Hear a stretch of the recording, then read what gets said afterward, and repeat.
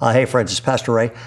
I want to start today by telling you something that I hadn't told anybody until a message 3 weeks ago at Bayside. We're in a series on mental health, and I was always like, hey, look, mental health, I don't get that, okay?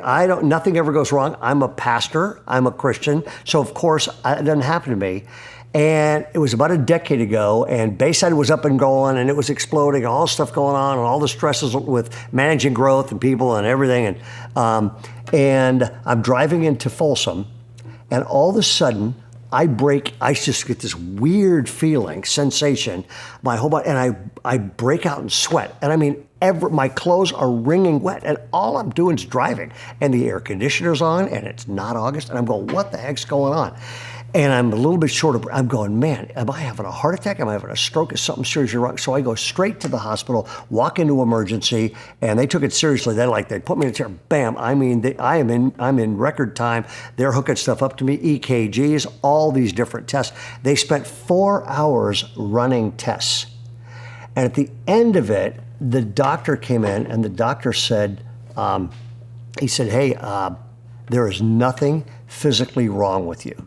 He said, your heart's fine, you're vital. He said, there's nothing physically wrong with you. He said, my opinion is you had an anxiety attack. And the minute I heard that, I went, I don't have anxiety attacks. Other people have anxiety attacks, not me. And I was like, and other people go for help, not me. I'm the helper, I'm not the helpee. And it was stunning and life-changing. And the doctor was great, and he put me on some really good medicine for a while. I then hooked up with a counselor and unpacked a bunch of stuff, and I got way better. But what happened is this: I was being crippled by anxiety, and I had no clue I was. Chapter 4 in the book of Philippians is all about anxiety. And the Apostle Paul, of anybody, had every reason to feel anxious. He's in a Roman prison. He knows he's going to get sentenced to die and then be killed. And he's literally, Philippians, it's his last book, okay? And then it was lights out. Paul knows all this kind of stuff. And he writes this literally 4-chapter, 108-verse book of joy. And in this chapter, he's basically on anxiety can cripple your life. It will wreck you, and it will wreck most of your relationships.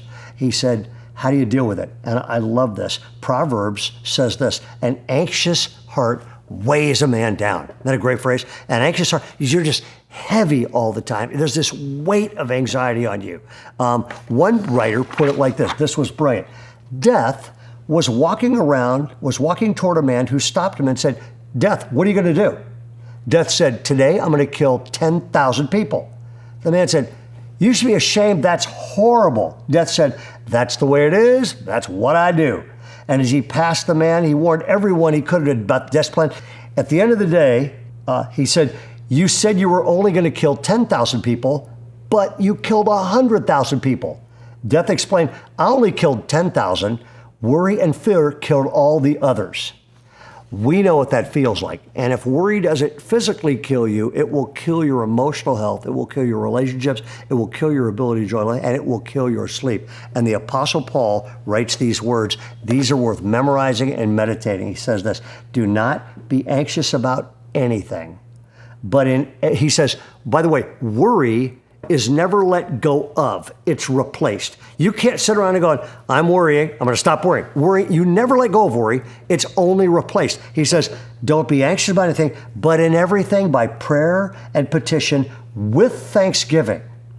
Let your request be known to God, and the peace of God, which transcends all understanding, will guard your hearts and your minds in Christ Jesus. There is something, as a matter of fact, here's a routine I do. I do it a lot now, and I started this when I was earlier, right after I became a Christian.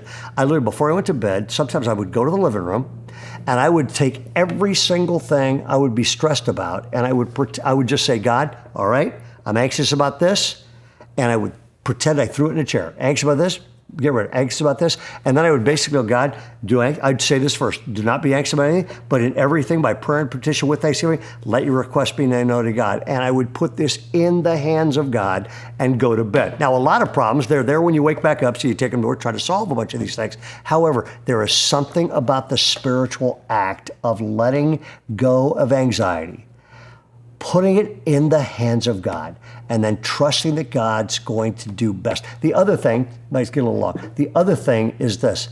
About a year ago, I was in the desert, I was reading my Bible, and Psalm 23, a verse jumped out at me, and I've never recovered from it. And it's just Psalm 23. You know it. The Lord is my shepherd, okay? That has meant more to me in the last year than any other thing I think in the Bible. Okay? I go back to it all the time. Whenever I'm worried about something, I literally go, the Lord is my shepherd. Anxiety is not my shepherd. Fear is not my shepherd. Discouragement is not my shepherd. If somebody's mad at me, I'll literally go, that person is not my shepherd. And you let that stuff go and you replace it. I hope for you a life where you're going, I'm not being strangled by my worries and anxiety, because the circumstances are never getting better. Politics aren't going to change, all that kind of stuff. However, you can get better even when your circumstances haven't. And that's why the book of Philippians was written. Hope this week has meant a lot to you. Memorize these verses and just let God heal you from the inside out. God bless everybody. We'll see you this weekend.